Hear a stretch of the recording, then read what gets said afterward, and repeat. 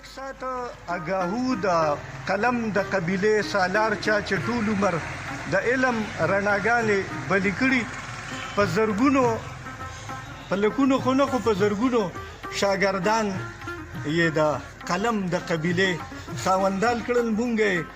مننه کوو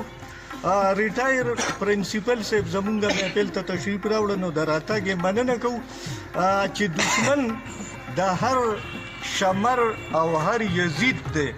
چې دشمن د هر شمر او هر یزید دی چې ولاړ د ننګ وفا پښتو په برید دی جامې خړې تورې کوټ خړې پکول دی او د زخمی سره چې ناس دغه فرید دی نو فرید صاحب راغی مونږ یې مننه کوو د راتګ مننه کوو چې زمونږ محفل ته راغی بل ها خدمات دي مونږ یې مننه کوو. اوس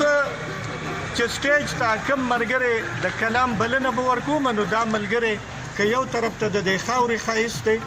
د دې حجرې ښایست دی د دې لونخوړ د چاپېرچل ښایست دی د دې پروګرام میزبان هم دی د دې پروګرام بلها ستونزې او کړمې دا زلمې په سر رسۍ لګیا دی ملګري هم ځان سره چمتو کړي مونږ یې دې کوشش ته په درنه ګورو سلام ورته کوو د خوږې ژبې څښتن مونږ یې مننه کوو. ګلونه هسې ډېر دي د ګلاب بخپل مقام وي ګلونه هسې ډېر دي د ګلاب بخپل مقام وي سوالونه به زه وکړم د جواب بخپل مقام وي بېشماره مینهوال دي او بېشماره په مونږ ګران دي خو که خیال دې ورته وکړه د آفتاب بخپل مقام وي. آفتاب الله آفتاب صاحب ته مې ډېره پته غزل مطلب ده د پیر مختار صادق صاحب ترخه ده دا د موږ نه شوی مو پته ده چې مطلب ده چې تا چې احساس وکړو خبره مې رښتیا ښکاره شوه د غر د سره نور راوخته رڼا ښکاره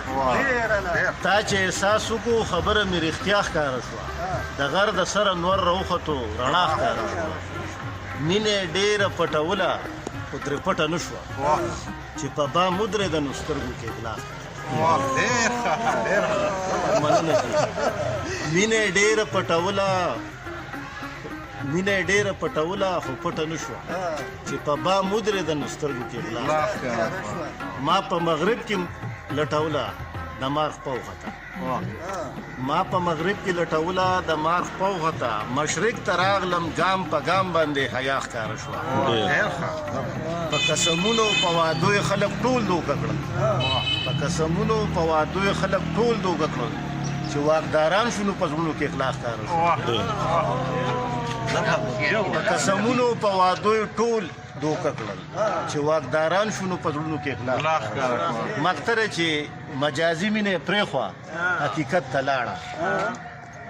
آفتاب ته اوس معنا رښتیا د دې دنیا ښکاره